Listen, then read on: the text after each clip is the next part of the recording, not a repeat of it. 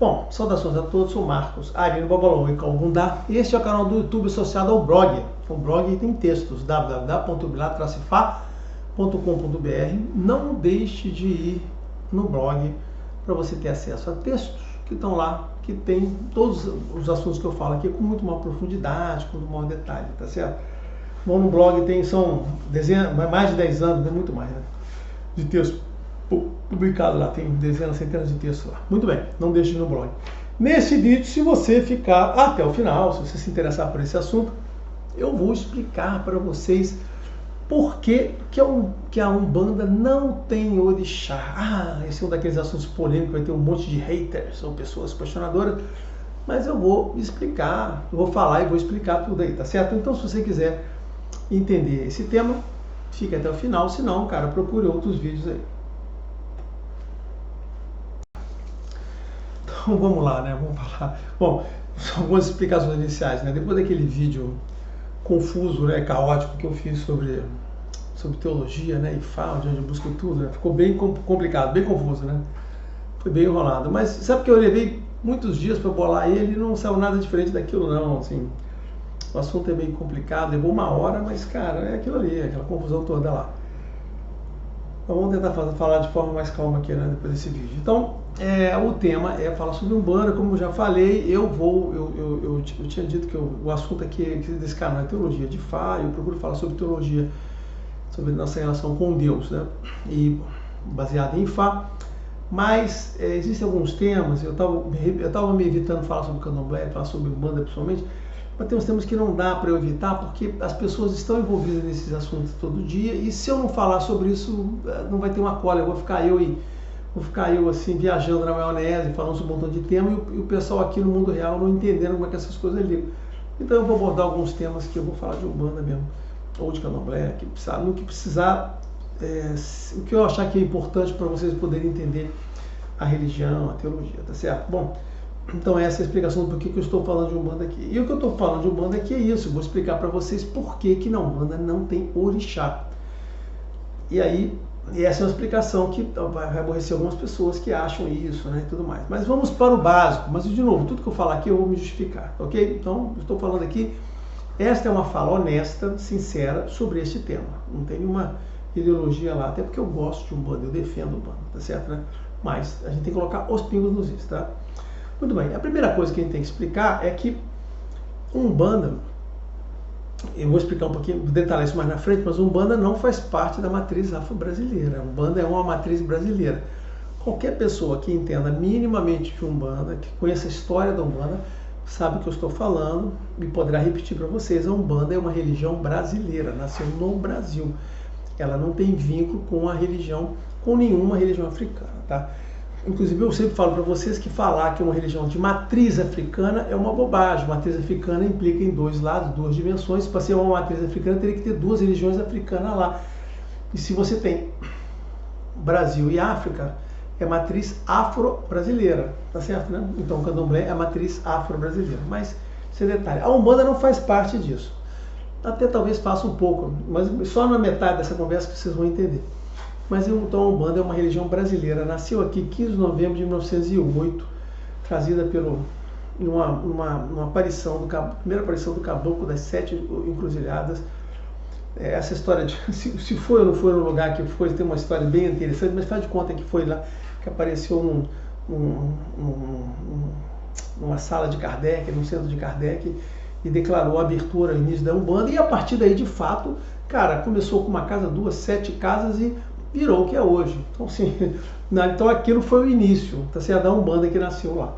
Então, a religião brasileira era uma religião ligada basicamente com espíritos da terra do Brasil. Não tinha nenhum vínculo com espíritos africanos. Então, essa é a primeira parte. Daqui a pouquinho, quando eu falar de africanização, vocês vão entender onde entra a parte de África na Umbanda, tá? Mas aí, porque então essa é a primeira parte. A gente tem que localizar a Umbanda como uma religião brasileira, tá certo? E eu tenho que fazer uma outra, antes de falar, eu vou fazer em pedaços, ok? Então essa parte que nasceu no Brasil e não veio da África, ok? A Umbanda não tem vínculo com os povos Banto, ok? Banto. Aí eu vou ter que fazer outro parênteses antes de avançar. Os povos Banto, que foram os primeiros escravizados que vieram para o Brasil, eles tinham lá tinha uma religião muito mal estruturada, tinha um culto, eles tinham um hábito de receber espíritos de qualquer tipo, e as pessoas de Banto ganhavam dinheiro recebendo esses espíritos, fazendo favores para os outros, cobrando ou curando pessoas, ou fazendo favores de qualquer natureza. Era aquelas casas de feitiçaria. Então aquela feitiçaria, né, era Banto, tá certo? Representava. Então os Bantos trouxeram isso, então eles tinham isso. Mas isso não era Umbanda, tá certo? Não era Umbanda. Se era Quimbanda, se era outra coisa, se era o... tinha outro nome lá que o pessoal do Candomblé usava, não era Candomblé não, mas usava o mesmo nome, isso não importa. Existia antes e era o pessoal de Banto, tá? Onde dá um retrato bem do que era essa coisa Banto é o livro do João do Rio, um autor chamado João do Rio. Esse livro tem em PDF, é de graça, para baixar na internet, é no domínio público, sem nenhum problema. As Religiões do Rio de Janeiro, ele foi publicado em 1905, então antes de ter aparecido a Umbanda, então não apareceu a Umbanda no livro dele, e ele fala sobre quais eram as religiões que tinham no Rio de Janeiro. Ele era um jornalista, ele era dono do jornal, né? E tinha um pseudônimo lá qualquer, de João do Rio, que ele escrevia esses artigos, e ele publicava lá. Então ele conta a experiência dele com essas religiões do Rio de Janeiro, inclusive com a feitiçaria. O primeiro capítulo é sobre feitiçaria, ele vai falar sobre o pessoal Banto, e lá ele dá uma pincelada sobre o pessoal Urubá, mas não era não foi parte do estudo dele, os Urubá lá, tá certo? Não era um grande relevante lá. Ele falou sobre isso. Então, se você quiser entender o que era isso que eu estou falando, que havia antes, eram os Bantos e tal, está retratado no livro do Rio. Existiam outros papéis de acadêmicos aí, de antropólogos, que retratam essa história antes lá. Mas aquilo não era Umbanda. Ele tinha incorporação de espírito e tal, mas o objetivo é diferente. A Umbanda saiu em 1908 e tinha uma ideologia, tinha uma forma, tinha uma conduta, tinha valores e ética, coisa que não havia no Banto, não tinha nem valor, nem ética, nem moral, nem nada. Então a Umbanda veio com um princípio lá, tá certo, né? E qual é a grande diferença da Umbanda, por exemplo, para a outra religião que tem do lado, que é a região do Candomblé? Não posso, já falei para vocês, são duas religiões, são duas coisas diferentes, laranja e maçã, tá certo? Então vamos falar da laranja, que é o Candomblé. Então, o Candomblé, eu já expliquei aqui, ele lida com espíritos que estão no espaço espiritual superior. Então, o Candomblé entende que o nosso mundo, a gente tem um Aie, que é esse mundo aqui, ele é composto, eu sempre falo essa coisa de novo, né? As pessoas devem ter decorado. Tem um mundo natural, existe um contexto supernatural que envolve esse mundo natural. Tá aqui, essa bolinha. E aqui em cima tem o mundo espiritual superior, como se fosse o céu dos católicos, né? Um supernatural, que é o Orum, ok? Então, o Candomblé, ele une você que está aqui, nós seres humanos, com o mundo espiritual superior, que está aqui em cima, os orixás. Então, os orixás, eles estão aqui e nós estamos aqui. O Candomblé, ele tem dentro dele o conhecimento para te ligar com essa infraestrutura espiritual superior, onde tem Deus, o Olodumare e os orixás. Os orixás são manifestações de Deus, são extensões de Deus, é uma manifestação teântrica de Deus quando está aqui e uma extensão de Deus quando está lá no Orum, ok? Então o Candomblé, ele é dedicado a esta ligação aqui. O Candomblé, ele não se envolve com o Aie, se envolve porque nós estamos aqui, tá certo? Né? Mas toda a parte de divindade do Candomblé é no Orum, então é divindade. Então o que não tem no Candomblé? Espíritos que vivem no Aie. O Candomblé, eu já expliquei em outros vídeos, quem assiste sabe disso, mas quem não assiste vou dizer agora. O Candomblé entende que tem espíritos que ficam perdidos nesse supernatural aqui, que pessoas que morrem e não voltam para cá. Esta figura da pessoa que morre e não encontra lá é muito comum, existem outras religiões do mesmo tipo de pergunta, né? Quando eu falei sobre a morte, no vídeo que eu falo sobre a morte, digo até que a morte é aquela que vem aqui, nos leva com segurança a Orum, lembra? Isso mesmo. E você pode ver em outras religiões a mesma interpretação da morte. A morte não é um mal. A morte é aquela que nos conduz em segurança. Mas você pode não querer essa condição de segurança, você querer ficar aqui, ó. Ah, não quero não morte. Pode seguir. Então, a morte não é alguma coisa que te arrebata e leva, né, e te tira da sua vida. Não. Você perde a sua vida e a morte é o que te conduz para cima. Essa é a diferença. Então não é a morte que causa a sua morte, é você que causa a sua extinção, o seu acidente. Então é alguma coisa natural que vai causar a sua morte. A parte espiritual, a morte, como eu expliquei no vídeo da morte é que te conduz para o Orun em segurança. Mas você pode não querer isso, você pode querer ficar aqui. Então esses espíritos aqui, no candomblé, na religião do candomblé que origina, são os fantasmas, tá certo? São os fantasmas que ficam aqui. Não são os eguns, porque Egum também é divindade. Egum são os nossos ancestros que ficam lá no Orun, que eventualmente pode, pelo mesmo mecanismo do orixá, aparecer aqui. Então no candomblé, Egum ou Egum, no mesmo, Egum é a mesma coisa, são divindades que estão no espaço superior. Então o candomblé ele não se dedica em nenhuma forma a cuidar desses espíritos de fantasma, dos fantasmas que ficam aqui. E aí entra a Umbanda, né? Que eu sempre falo o seguinte, tem um vídeo que eu falo muito sobre Umbanda, né? Que é sobre o valor, a grandeza da Umbanda. Vocês vão ver isso aí. Procurem uns vídeos aí. Então eu explico que o Deus criou a Umbanda, né? Religiões foram criadas por Deus, ok? Então já falei isso para vocês. Então Deus criou a Umbanda por quê? Para que ela pudesse cuidar, para que Deus pudesse dar um jeito de cuidar dessas almas perdidas que ficam no Aie. Estou dando aqui já uma explicação metafísica, uma diferenciação. Lembra, os fantasmas estão aqui. Ó, os católicos não cuidam dos fantasmas. Eles ficam almas penadas que ficam aqui. A Umbanda, o candomblé não cuida do negócio. Então como é que faz? Aí a Umbanda é aquela que cuida desses espíritos que ficam aqui. Ela que recolhe, não só a Umbanda, né? O pessoal do Kardec também faz isso, tá? Também cuida lá. Então a Umbanda tem prima, né? Prima do... Não é irmã não. A irmã não, é prima do Kardec, no sentido de cuidar desses espíritos que ficam aqui nesse nosso contexto de mundo aqui. Então a Umbanda está para aqui. Então essa é a primeira diferença, vocês entenderem a diferença desses dois aqui, da laranja e da maçã, que a Umbanda é maçã e ela cuida do espírito. Então o que a Umbanda faz? Cuidar do Aie, não só de nós também, como também principalmente do Aie, dos espíritos que ficam perdidos aqui. Então o contexto da Umbanda é esse aqui. Então qual não é o contexto da Umbanda? O orixá. Por quê? Primeiro, porque o orixá pertence a uma outra religião. E o candomblé é outra religião, a Umbanda não pertence àquela, não tem nenhum vínculo. E segundo, o orixá está ligado ao Orun, que é o espaço espiritual superior. E a Umbanda não cuida, não tem vínculo com esse nível espiritual superior. O trabalho da Umbanda é aqui no Aie, tá certo? E no que a Umbanda conduz com você, assim como o candomblé, né, com outras religiões, o catolicismo, o budismo, o shintoísmo, todas contribuem, né, para melhorar as pessoas. A Umbanda também procura cuidar das pessoas, cuida da gente, da vida da gente, dá conselhos. Então, assim, esses espíritos que estão aqui, seja o que o Santo Kardec chama de espíritos voluntários, como também espíritos que foram destinados a ficar aqui, eles acabam ficando aqui cuidando da gente, nos aconselhando e nos ajudando a quê?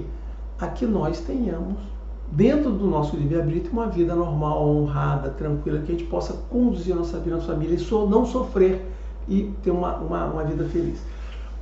Tá certo? Então, essa é a história da Umbanda. Mas e o que falta na Umbanda como religião que dá um problema? Então, entenderam? Então deixa eu só fazer antes de eu abrir essa perna aqui importante, eu vou fechar o parênteses aqui. Entenderam metafisicamente falando a grande distinção?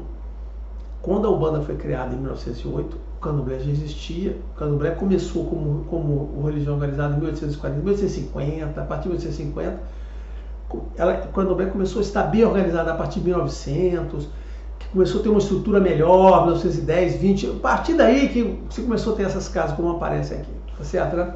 Mas ela começou em 1947 para 1950. A partir de 1947, quando Iana Sou voltou lá da Nigéria, tá certo, né? Da terra Yorubá.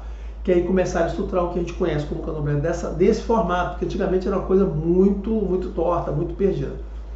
A Umbanda não tinha vínculo nenhum, ela nasceu do zero, ela nasceu dentro de um centro espírita, né? Por isso que muita gente tem, então não tem nada a ver com esse pessoal daqui, não tem nada a ver com aquilo.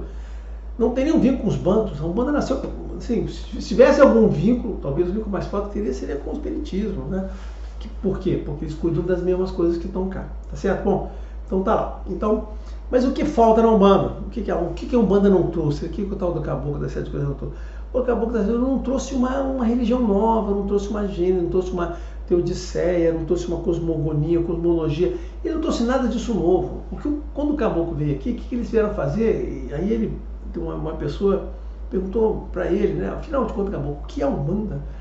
Aí eu acho essa frase linda que ele falou, assim, a Umbanda são os espíritos em terra fazendo caridade, ou fazendo bem, eu acho que é fazendo caridade.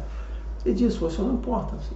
O que é Umbanda? A Umbanda é isso aqui, os espíritos estão aqui fazendo a caridade, ajudando pessoas que precisam de ajuda. É verdade, as pessoas que vão para a Umbanda e precisam de ajuda são pessoas que estão às vezes destroçadas, famílias destroçadas, as pessoas pessoalmente destroçadas, problema. A Umbanda recebe as pessoas no pior estado emocional possível, tá certo? E esse é o grande problema que tem, né? As pessoas estão lá tão fracas e são aproveitadas, mas isso a gente fala mais pra frente, se der tempo, se eu lembrar de falar sobre isso. Então a Umbanda pega as pessoas mais destroçadas, né? Porque as pessoas que estão bem, elas estão lá no candomblé, ou estão na igreja católica, rezando, comungando.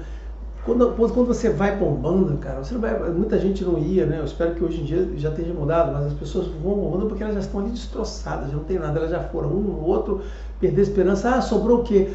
Tem um centro de Umbanda, já perdi tudo, não tem mais nada meu, vamos lá, quem sabe, né, dar alguma coisa. É mais ou menos isso que acontece com a Umbanda. Então a pessoa vai lá destroçada. E aqueles espíritos vão lá recuperar aquela pessoa devagarinho. Então um trabalho muito bacana, que eu já falei que espelha muito o trabalho que o Babalô faz em Fá, é o trabalho que os guias fazem no Umbanda, aconselhando, dizendo, ajudando de alguma maneira, dando orientação, para poder recuperar aquela pessoa possa caminhar com as próprias pernas e seguir.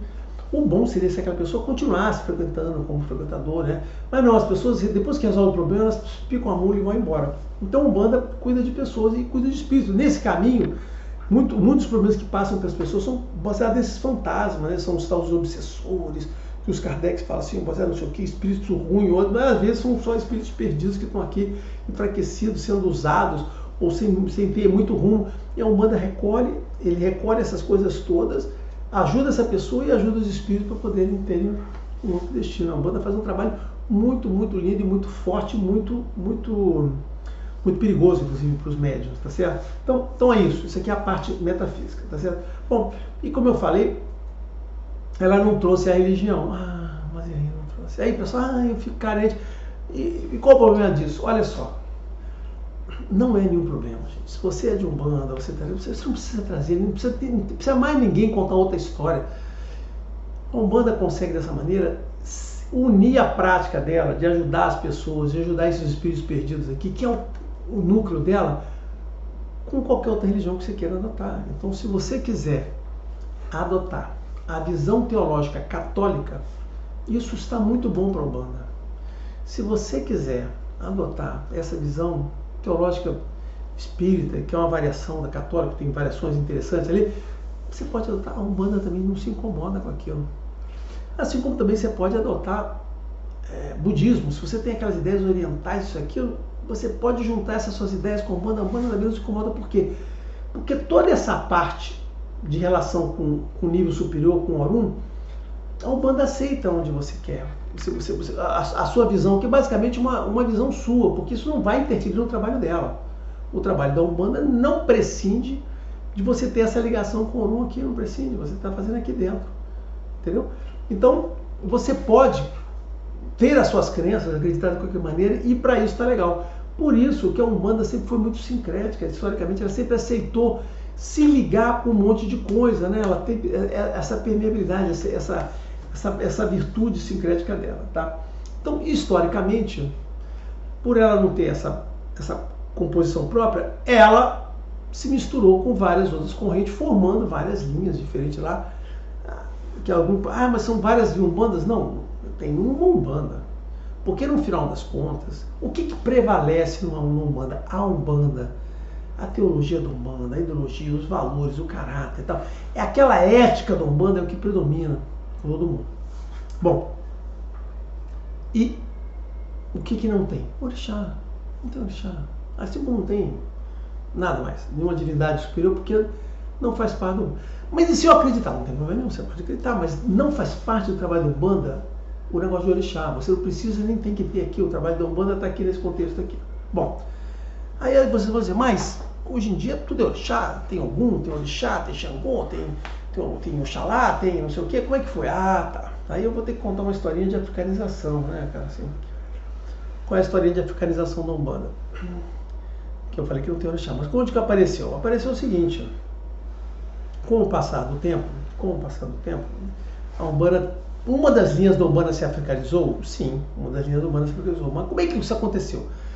Vou dizer o seguinte, esse pessoal daqui, Banto, tiveram várias correntes, tá? Eu vou falar de algumas delas aqui para exemplificar a vocês.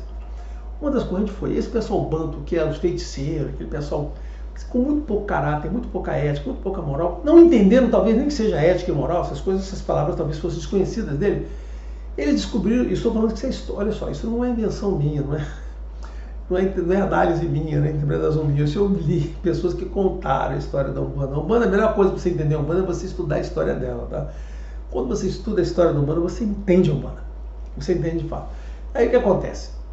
Essas pessoas viram o seguinte, o ganha-pão delas começou a sumir, porque ninguém mais queria ir nelas. A Umbanda era urbana, casas normais, bonitinha, limpinha, arrumadinha, não tinha nada misterioso, nada feio.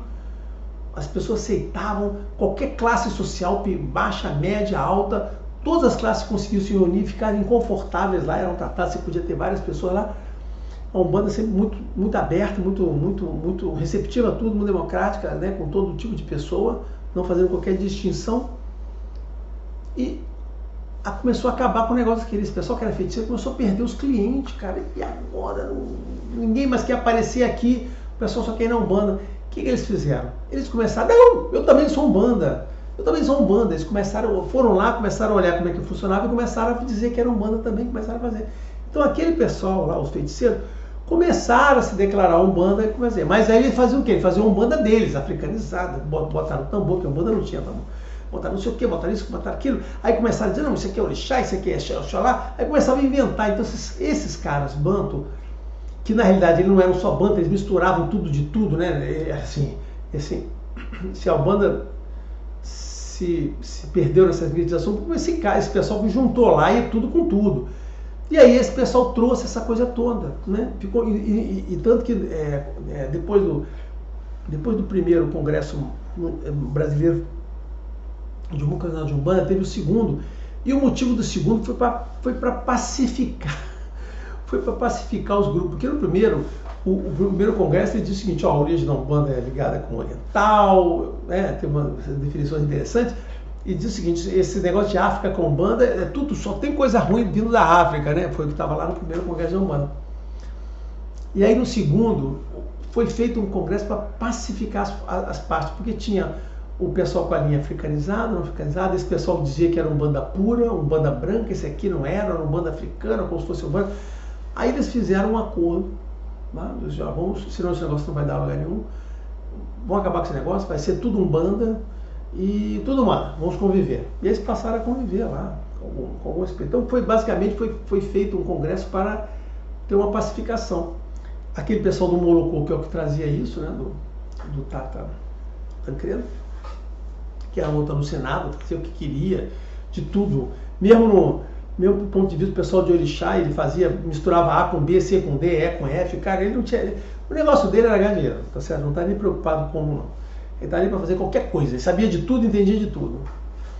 Então, mas fizeram uma composição ali, durante um tempo existiu o tal da Umbanda, o Molocô, que acabou acabando, né?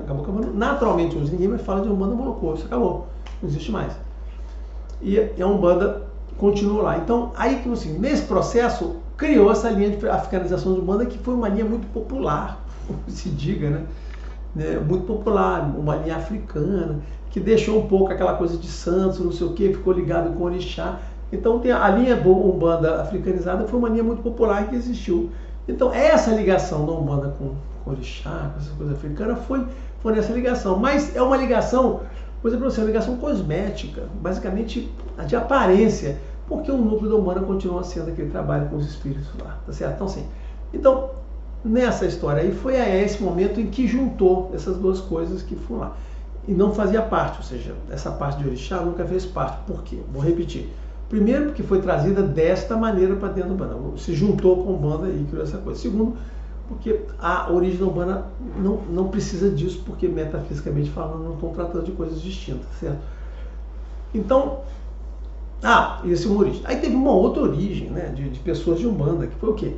Tinha muita gente de Candomblé que não gostava de Candomblé, porque o Candomblé tem um montão de regras, tem um montão de coisa, hierarquia, rigor, obrigações, envolve um montão de coisa. Tem muita gente que não se adapta, até hoje, não se adapta ao formato do candomblé. O candomblé tem um formato muito próprio de fazer as coisas. E aí o que acontece? Mas essas pessoas gostam daquilo. Aí o que eles fazem? Aí essa pessoa vai para a Umbanda, abre uma casa de Umbanda, e o que ele faz? Ele, bom, eu não sou do candomblé porque eu não me acerto aquelas regras, mas eu gosto daquilo. E aí o que eles fazem? Eles abrem uma casa aqui para ter Umbanda, que eles acham que é mais fácil, e aí eles africanizam tudo. Por quê? Porque eles não têm a índole, né, a coragem de, né, ou a força de caráter e moral para frequentar a casa de candomblé, mas aí eles querem transformar isso aqui numa casa de candomblé, mas sem aquele rigor, sem aquela coisa toda lá. Então fica fazendo aqui um meio barro, meio tijolo, um mais ou menos aqui que ele vai fazer lá. Aí vira o quê? Vira uma bagunça, né? Porque ele faz o que ele quer. Porque aqui você tem regras, tem o que fazer desse jeito, daquele, por isso você tem que seguir as regras daqui. Aqui não, aqui ele inventa, ele faz o que quiser. Aí essa pessoa dá vazão a ter um trabalho ali com o espírito, aquele negócio todo que ele quer fazer, mas ele traz para dentro dele essas coisas de orixá do jeito que ele quiser, da maneira que ele fazer. Esse pessoal que faz isso é o pior, tá certo? É o pior. Então você tem lá no grupo de Umbanda o pessoal que veio dessas coisas, né? Tem vários grupos que se juntaram, tá? Aí um dos problemas grandes que você tem hoje em casa de Umbanda é isso, né? São essas pessoas que vieram, dando continuidade a esse assunto, né? Essas pessoas que vieram aí de candomblé e que aprenderam alguma coisa lá, mas não tiveram lá a índole, né? A determinação de poder continuar lá, não quiseram se submeter.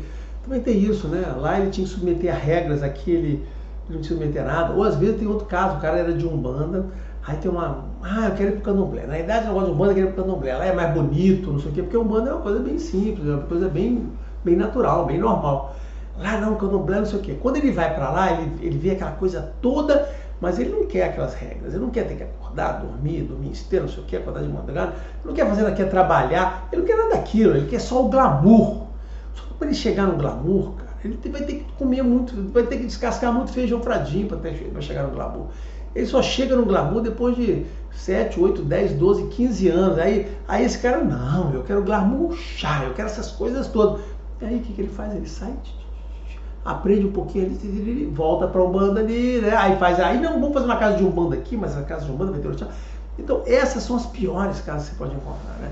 É o cara que quer transformar a Umbanda dele num candomblé ruim. Por quê? Porque o candomblé tem esse rigor todo, aquelas regras e tal, porque existe um dogma ali a ser seguido, existe uma regra, existe uma garantia de qualidade, uma certeza de que as coisas que você fizer ali vão dar certo. Então tem uma integridade, uma consistência religiosa lá que você tem que seguir. Para aquelas coisas darem certo e funcionar direito, você tem que seguir daquela maneira. Ele quer fazer tudo de qualquer maneira, de qualquer jeito, submetendo as pessoas àquilo, acho que vai funcionar. Então esse é o grupo pior disso tudo, cara. É o grupo pior disso tudo, que é o grupo que faz essas coisas acontecerem dessa maneira. Então você vai encontrar casas, se você encontra uma casa de Umbanda, não, eu fui na casa de Umbanda e lá tem um orixá, o cara tem isso, tem aquilo. Cara, olha só, as origens geralmente são isso. Primeiro, se você for numa casa de Umbanda que você encontrar orixá, não, ali tem um orixá, tem não sei o quê.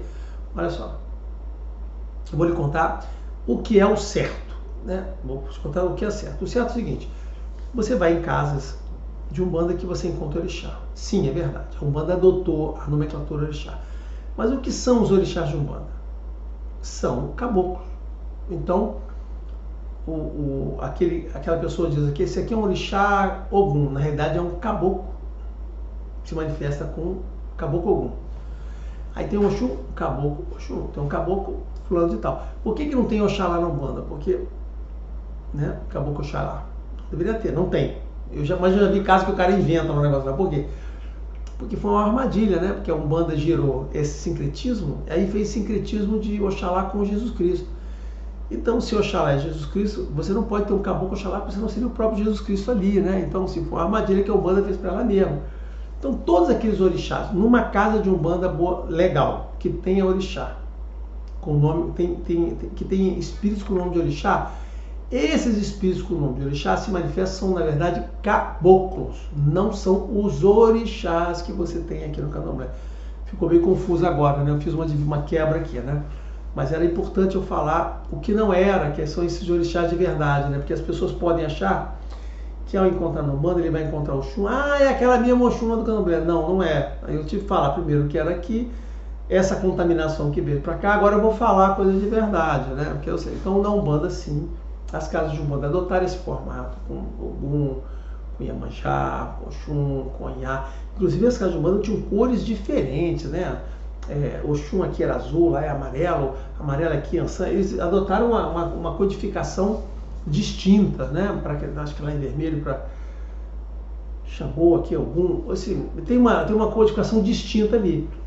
Mas tem sim, mas que são espíritos, vou repetir, são espíritos, guias de Umbanda, guias de Umbanda, chama guias de Umbanda, superiores, né? Dentro das hierarquias lá na casa de Umbanda tem várias hierarquias de espíritos, né? Em termos de força energética lá. Esses guias que se dizem orixás estão no topo dessa hierarquia, e eles são, na verdade, caboclos. São todos os orixás de Umbanda. Se você for numa casa de Umbanda certinha, boa, tradicional, ortodoxa, você vai encontrar sim manifestações de Xangô, de Oxalá, que se manifestam fisicamente de forma diferente, as formas como eles se manifestam lá. Mas isso é outro papo. E eles são de fato caboclos. Então você vai ter lá. Então você pode sim ter uma boa casa de Umbanda que tenha orixás de Umbanda. Aí eu não vou falar orixá de Umbanda. Aí a gente tem que usar essa nomenclatura. Orixá de Umbanda. Então você vai encontrar os orixás de Umbanda lá, que são os orixás, são os caboclos de Umbanda, tá certo? Porém, então essa é o correto. Você vai encontrar tudo certinho lá. Tudo funcionando, casos normais, com tudo, não sei o que, manifestação, calendário, festas, não sei o que, parará, com orixás de Umbanda, orixás de Umbanda. Porém, você pode encontrar alguns malucos, né? Tem umas pessoas que fazem, malucos é o jeito de eu falar, né? Que na realidade dizem, não, isso aqui é o Oxum, aqui que quer fazer igual, que manifestam lá, então, que não são, não deveria, porque não deveria cuidar daquilo lá. São pessoas que querem produzir, iniciar pessoas, aí os caras trazem a parte de sacrifícios, né, para Umbanda, que não deve ter, na casa de Umbanda não tem isso. A Umbanda vela, que é copo de água e vela, né? Tá certo? Só lembrando disso. Água, vela e flor. Perdão. Então, mas é o quê? Essas pessoas que dizem que estão trazendo de lá, são pessoas que estão querendo misturar. Então, assim. E aí, eu vou fazer um comentário complicado. Mas pode ser o mesmo? Eu falei assim, olha só, às vezes sim pode ser. Pode ser. Por quê? Porque isso é uma coisa que eu aprendi nesses anos todos, é o seguinte, que o orixá, ele vem em qualquer lugar, em qualquer situação. O orixá é muito superior. Então, se aquela pessoa tem algum vínculo, já desenvolveu aquilo antes, não sei o quê, numa situação que precisar, o orixá sim vai aparecer. Assim, por quê? Porque o orixá, cara, ele está acima de todo mundo, acima de tudo. É uma manifestação divina superior. Então, nada impede que um orixá de fato, um orixá de candomblé, manifeste uma casa de Umbanda numa pessoa que já teve um contato, ou mesmo que aquilo ali saia naturalmente lá da pessoa, porque a gente sabe que tem pessoas que são de orixá e pessoas que são só de Umbanda, tem essa divisão, tem pessoas que tem os dois. Essa é uma conversa complicada, que eu não quero entrar, mas dos médios. Eu só quero dizer, o que eu queria deixar claro é isso, né? Essas gradações assim. Que sim tem, mas só que dentro da casa de Umbanda, o que ele não deve, apesar dessas coisas se manifestarem, o que a pessoa de Umbanda não deve fazer? A pessoa de Umbanda não deve trazer esse tipo de coisa como se fosse uma prática comum dela. Por quê? Porque vamos voltar para o início da conversa. O trabalho da Umbanda é com a Iê, são com os espíritos perdidos aqui, os fantasmas aqui. E esse trabalho com esses espíritos que estão aqui, eles são um trabalho, quem faz são os guias de Umbanda, não são os orixás. Os orixás fazem um trabalho com seres humanos, né? Eu falo no canal aqui, o orixá é uma divindade que está ligada com o ser humano. O orixá é o vínculo entre nós e Deus, né? Os pessoal católicos, os evangélicos entendem isso, mas é isso. Só tem orixá onde tem pessoas. Onde não tem pessoas, não tem orixá. Então, pessoas, gente, pessoas humanos, nós humanos. Então, humanos e orixás estão ligados. E é isso. O orixá é esse vínculo nosso com Deus. Sempre está lá. Então, sempre que tiver uma pessoa que precisar de ajuda para alguma coisa, sim, poderá ter a manifestação de Deus através de orixá. Tá? Mas na Umbanda, você não deve incentivar isso. Por quê? Porque existem formas de fazer forma de você manter isso, cuidado, você tem que ter que a Umbanda não foi feita para isso, esse conhecimento está aqui nesse lado de cá. Mas o que a Umbanda faz? Cuida desses espíritos que estão aqui, toda na parte do Aie, não só as pessoas também, o Candomblé também cuida das pessoas, mas a Umbanda também cuida das pessoas aqui, só que nesse contexto Aie que está aqui. Então é isso que a casa de Umbanda tem que ter gosto. E é muito perigoso, muito complicado. Eu digo a você, é muito mais perigoso, é muito mais complicado, muito mais complexo uma casa de Umbanda do que uma casa de Candomblé. Essa é a minha experiência de ter passado mais de 10 anos em casa de Candomblé. Assim, o tempo de Fá que eu tenho, desde 2000, mais de 10 anos de Fá, muito mais. Quanto tempo de Fá, cara? 2005, né? Então, o tempo de Fá que eu tenho, com mais esse tempo de Umbanda que eu convivo, até hoje convivo com Umbanda. Então, assim, essa história toda vem disso, ou seja, você tem que entender que tem diferenças que você tem que respeitar. E a Umbanda é diferente desse tipo de trabalho, tá? Bom, quais são os problemas que você encontra no mundo real com a Umbanda? Quais são os problemas com o mundo real com a Umbanda? É muita gente que se declara Umbanda e que está ali na realidade para ganhar dinheiro, fazer feitiço com as pessoas, vender feitiço, amarrações. Essa parte do uso ruim que acontece em outras religiões, tá certo, né? Que são o negócio. Uma outra coisa também ruim que acontece com Umbanda, vai encontro com essa coisa negativa, é essas casas o Omolocô, que é aquela mistura de Umbanda com Orixá, né? Ou com qualquer outra coisa, na verdade a mistura de qualquer outra coisa, ela foi substituída pela casa de Angola, né? Hoje, quando você quer fazer alguma coisa misturada de qualquer jeito, você diz que é a casa de Angola. Ou seja, Angola é o novo nome do Molocô. Então, assim, a casa de Angola, não, lá tem Preto Velho, tem Pombogira, tem Orixá, tem Vodum. Nessas casas que tem tudo, tem Kiss, até tem Kiss que eles chamam lá. Essas casas hoje em dia são as casas de Angola. Antigamente não eram as casas de Molocô, né? Então, só que o nome ficou tão ruim, tão pejorativo, que as pessoas cortaram esse nome, passaram a não ter. Como cortar, daqui a pouquinho até vai de repente começa a aparecer o Molocô de novo, como se fosse uma coisa sofisticada, uma coisa pura. Mas na realidade o Molocô acabou porque o cara caiu assim completamente discreto. Eu falava o Molocô, hoje em dia é Angola. Então eu digo a mesma coisa, Angola, caraca, gente, você tá doido, tá certo? Né? Mas é o que acontece. Então, no final das contas, esse vídeo era para isso, né? Para explicar a vocês por que eu digo que na Umbanda não tem orixá, porque eu tentei explicar metafisicamente, explicando os dois, e não podia deixar, como eu falei, olha só, sempre falo para vocês que as pessoas podem não ter gostado do vídeo e tal, porque, cara, é muito complicado quando você fala do errado, do sujo, do feio, do torto. É muito complicado, gente. É por isso que eu prefiro sempre falar o que é o certo, o que tem que ser, né? Eu prefiro sempre ficar na linha de fala, na linha de teologia, porque quando eu estou ali é mais fácil, você fala o que é. Para você falar das coisas tortas, cara, você tem que dar tanta volta, tanta amarração, tanta exceção, não, às vezes tem aquilo, mas às vezes aquilo é bom, mas às vezes não é, mas, cara, você tem que dar tanta voltinha para falar do errado, que eu prefiro você nunca falar do errado. Mas eu queria falar dessa coisa da Umbanda aqui, para deixar claro, para explicar para as pessoas qual é o motivo porque a Umbanda não tem orixá. Mas lembrando que existe o orixá de Umbanda, que são os caboclos, né? Mas, eventualmente, eu vou só finalizar com duas palavrinhas aqui, né? Duas palavrinhas importantes. Que, eventualmente, você pode também encontrar na casa de Umbanda orixá sendo manifestada ali de forma natural. Não que aquelas pessoas tenham um pedido. E isso é normal, isso acontece. O orixá é muito forte, é uma coisa divina, é de Deus.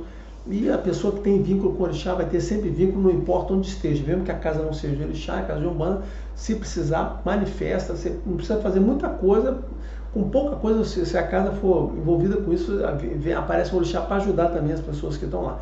Então é assim mesmo, na realidade é Deus nos ajudando através, né, da sua manifestação teântrica, que são os orixás aqui, tá certo? Então assim, não há nenhum problema de você estar na casa de Umbanda e você ver uma manifestação. O que eu não acho que não é legal, porque não faz parte do trabalho dela, é a pessoa que tem uma casa de Umbanda e fica se ocupando em ficar, não é cultuando, né? Ficar cultivando ali, gerando, fazendo coisa por orixá, porque, cara, o trabalho dele não é esse. Se a pessoa faz isso porque ela não entendeu o que ela tinha que estar fazendo mesmo, tinha trabalhando com aqueles orixás de Umbanda, que está dentro da força desse trabalho aqui. Mas essa conversa. Então, era só isso para explicar para vocês o motivo teológico de por que não pode ter. Por final, eu queria fazer um alerta. Eu já fiz em outros vídeos, mas vou aproveitar esse vídeo que eu já vou repetir uma coisa que eu falei rapidamente aqui, que é Olha só, a Umbanda é muito mais complexa, muito mais perigosa, tá certo? É muito mais densa, muito mais forte do que qualquer coisa que você faça no Candomblé. Apesar das pessoas terem uma visão diferente, não, as coisas do Candomblé são mais fortes, olha só, não é verdade. As coisas da Umbanda são muito mais fortes, afetam muito mais as pessoas do que o próprio Candomblé. Claro que as coisas que você faz no Candomblé com Orixá são coisas muito permanentes, elas demoram mais tempo a ocorrer, mesmo em Fá, são coisas que vão demorar, mas vão mudar. Se você seguir aqueles conselhos, você vai mudar a sua vida definitivamente.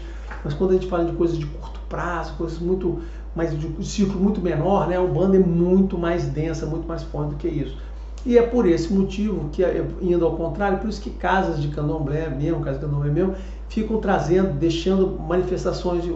Ainda vou falar, eu tenho um vídeo que eu falo disso, eu vou reeditar esse vídeo, eu vou regravar e vou botar de novo.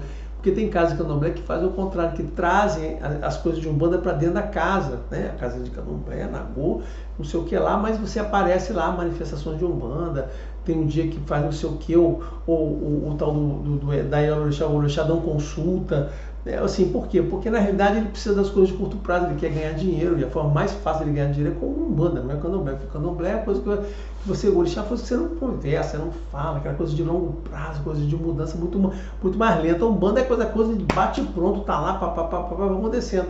Então, se a Umbanda não fosse muito mais forte, né, muito mais densa e intensa, as pessoas de Candomblé não precisariam estar puxando os guias de Umbanda para a casa de Candomblé.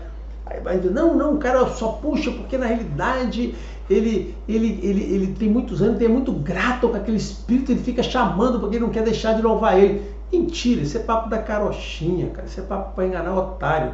Ele chama porque na realidade ele precisa daqueles guias trabalhando para ele, porque por cada mediunidade, porque dão vidência para ele, dão clarividência, dão evidência, faz os trabalhos que ele precisa ali, que ele precisa ganhar dinheiro dando consulta e fazendo trabalho. Aí então ele não está ali homenageando ninguém não, ele puxa porque ele está precisando daqueles espíritos trabalhando para ele mesmo, dizendo para ele o que tem que fazer, o que pode fazer, o que não pode fazer. Às vezes ele não tem conhecimento, ele precisa daqueles guias para poder ajudar ele. Então essas pessoas puxam, tá? E aí, fechando esse ciclo aqui, dizer o seguinte, que em relação aos médicos, os médicos estão achando que eu vou ficar na Umbanda, ele é muito mais fraquinha. Não é verdade. Como eu falei, repetindo, a Umbanda é muito mais forte, muito mais intensa, e vou falar mais, muito mais perigosa para os médios do que você ser médio no Candomblé. Se você vai ser Iaô lá, você vai ser, como a gente chama, vai ser Elegum no Candomblé, é um troço muito mais seguro, muito mais protegido, muito mais... Se uma casa segue toda a doutrina, todos os dogmas, todos os ritos, todas as liturgias, aquilo ali é muito mais seguro para você. Aqui você está muito mais exposto a riscos e problemas, primeiro pela falta de conhecimento das pessoas que dirigem, que conduzem casas, que conduzem os trabalhos de Umbanda, como também pela intensidade das forças e o perigo do que você está fazendo aqui. Eu digo para você, aqui o buraco é muito mais embaixo mesmo. E é tanto que você tem muita gente frustrada, pessoas que abandonam Umbanda, voltam a ser católicos, voltam a ser evangélicos, voltam a não sei o quê. As pessoas passam anos e anos aí, depois se perdem, não entendem o que estão fazendo, aí tem problema na vida, aquilo afeta. Por quê? Porque aquilo tudo ali foi muito mal conduzido, muito mal administrado. A pessoa não conseguiu segurar aquelas energias, toda a força lá e dar a condução para aquilo ali, para poder dar segurança para aquelas pessoas que trabalham. Então, assim, a minha visão do que eu conheci de Candomblé, conheço de Fá, do que eu vi de Umbanda, é que aqui é que mora o perigo, aqui que mora o risco, aqui que mora o problema, aqui é onde está a força e é onde as pessoas perdem. Então, se você vai ser de uma casa de Umbanda, vai ser médium, tome muito cuidado, fique muito atento, porque a chance de você ter problemas é muito grande. Primeiro, pela intensidade das coisas que acontecem, dos problemas que tem lá. E segundo, pelo despreparo das pessoas. Eu vou abrir uma casa de Umbanda, assim, no dia seguinte está ferrando, tá certo? Então esse é um risco lá. Se você é uma pessoa que está com problema, né, enfraquecida, dessas pessoas em frangalhos que precisam de ajuda, né, eu digo para você o seguinte, cara, procure uma boa casa de Umbanda, veja lá, fale com as pessoas. É um lugar que vai lhe ajudar. A Umbanda é um lugar que tem tudo para lhe ajudar, para recuperar você da situação que você está. Tá bom? Beleza? Abraço a todos, até o próximo vídeo.